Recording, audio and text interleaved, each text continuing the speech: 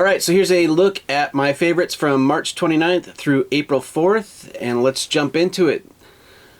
We're going to start out with a picture. This was kind of a rough day, but there was a fin whale out there, and it was tough to find because it was gray skies and the ocean was churning up a bit, and we were on a little boat, but the captain saw it, and we were able to get some looks at it.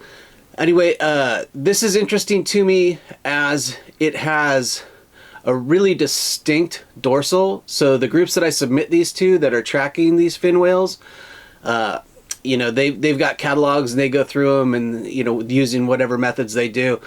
This one, when I got home, I was like, all right, this one they're going to be able to ID. It's got this notch in the back, unique shape. It's not kind of an anonymous one. And then I initially thought that this was just a white mark or something, but let me pull up the other shot of that. And you can see that it's actually a hole. So I found that to be really interesting. Anyway, so that's why that's there is this is whale 804 in Marine Ecotech. Marine Eco Telemetry. Here's a look at it exhaling. Something about this I just find peaceful. And, you know, there's a lot of fin whale pictures lately because there's been a lot of fin whales. But also there's something really cool about knowing that that's the second biggest animal ever to live. And here it is, and I can look at it. And I can experience it and send these experiences to people. And, you know, we're looking forward to hopefully a good blue whale season. Last season was a little bit slow. But, yeah, it's just, you know, there's a lot of things going on in the world. But to know that this animal is out there makes me feel good. So another look at the other side of the fin. Now, this was a fun experience. I hadn't been inland in a long time to shoot. We went to Palm Springs, and I'd climbed up the South Lichen Trail a ways, hoping to come across these bighorn sheep. And my thought was that they would be coming up the hill. It turns out they were going down the hill, so they actually dropped into this little bowl. And I'm shooting as far as I can stretch to get these, and you can see that in some of the settings. So and also this is really early in the morning, so the sun is just starting to light up the sky. The tricks to these, to me, are I shoot on a monopod. This was my favorite one of the faraway shots, I think, with the one just all the way in the air before they smack heads.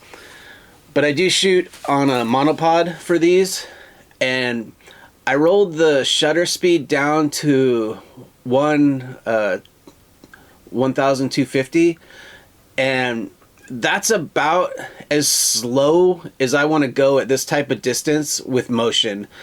I find that any slower than that, especially with this level of zoom and animals, I just don't get.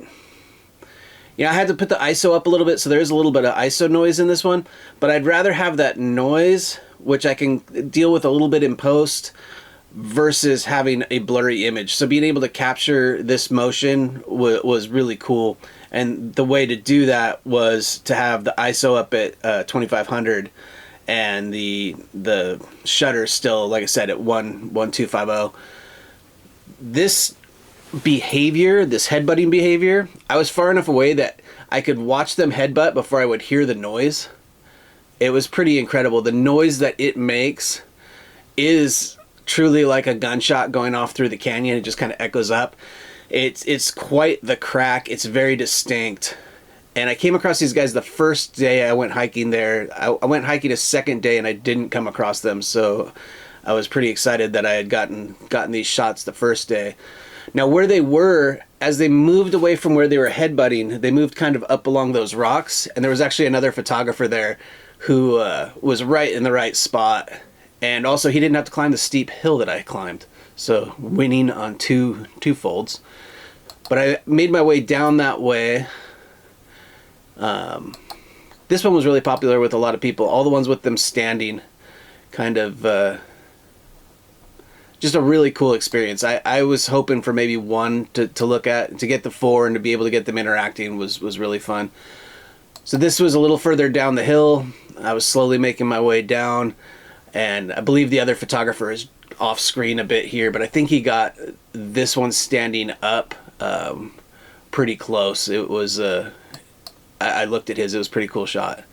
This is when I got down there and got a little closer, and I'm just gonna stop all of these because I think they're cool.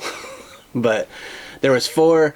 This one's tagged and had a tracker on it, so I don't know if I'll send some images of that one. I don't know who you would send it to. I usually work with the marine animals. This was one of my favorites, kind of just how they're arranged, and then how you can see, with the one facing away, you can see the width of these is also impressive.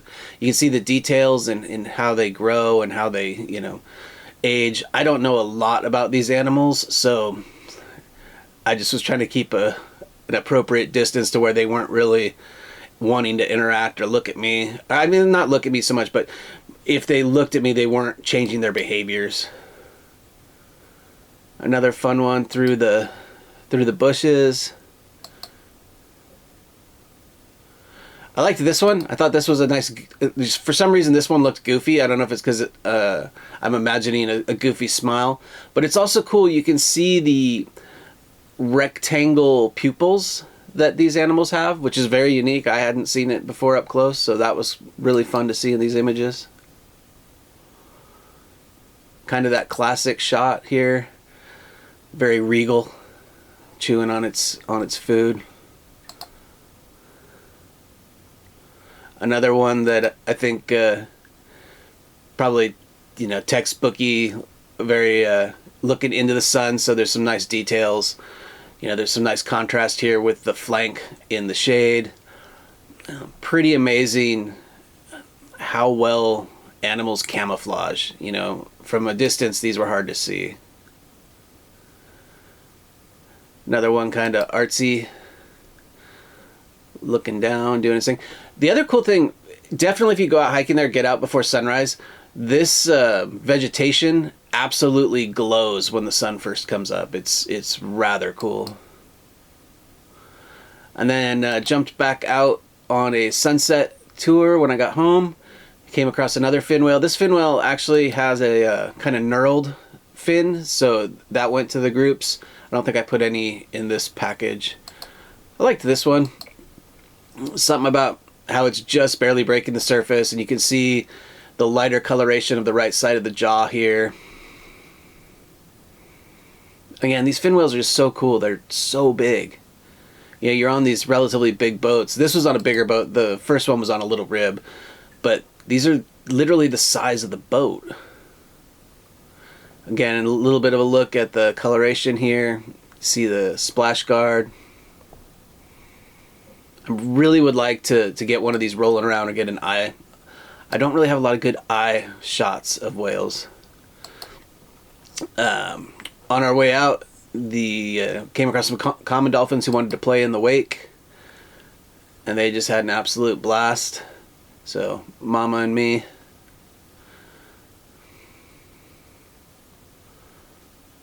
And yeah, some of them are real fun. I think I'll go back and we'll look at this one.